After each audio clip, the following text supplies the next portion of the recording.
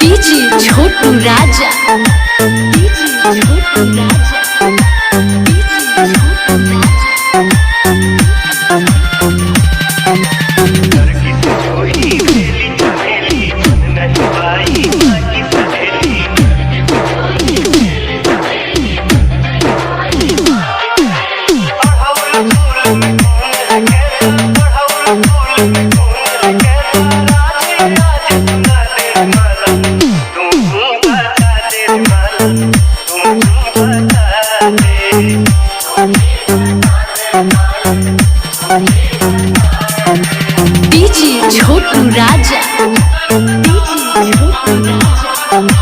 DJ छोटू राजा, गेंदा गुलाब चंपा फूलों में है ये प्यारे, क्योड़ा या रात रानी उनके बड़े नजारे। सूरजमुखी के जैसा कोई फूल नहीं है, सूरजमुखी के जैसा कोई फूल नहीं है।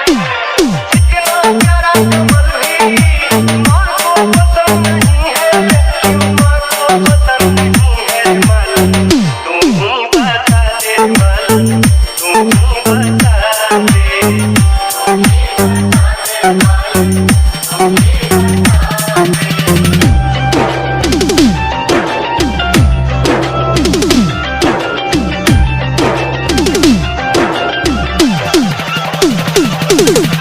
डीजे छोटू राजा, डीजे छोटू राजा, डीजे छोटू पीली हुआ मौसमी लाल सेव कश्मीरी, प्यारी सी नाशपाती छोटी सी ये अंजीरी। काजू बादाम किशमिश केसर कोई चढ़ावे, काजू बादाम किशमिश केसर कोई चढ़ावे। क्यों छाके और लवंगी माता के मन को भावे, माता के मन को भावे। मालूम तुम ही बता दे, मालूम तुम ही बता दे।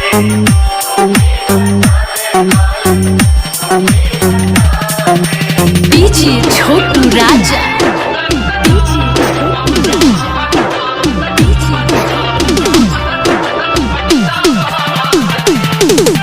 प्यारा सा इस जहां में रंग है बहुत प्यारे, दुनिया के सब रंगी प्यारे प्यारे नजारे।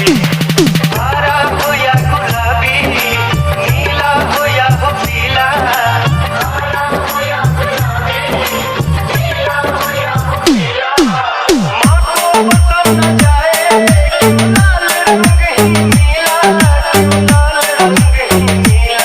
मालूम तुम ही बता दे, मालूम तुम ही बता दे।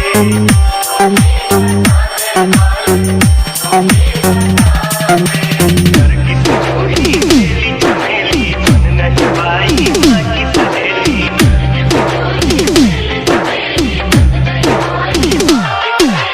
अड़हुल फूल में खून है कैसा, अड़हुल फूल में खून है कैसा। राज ये आज सुना दे रे मालूम तुम ही बता दे, मालूम तुम ही बता दे।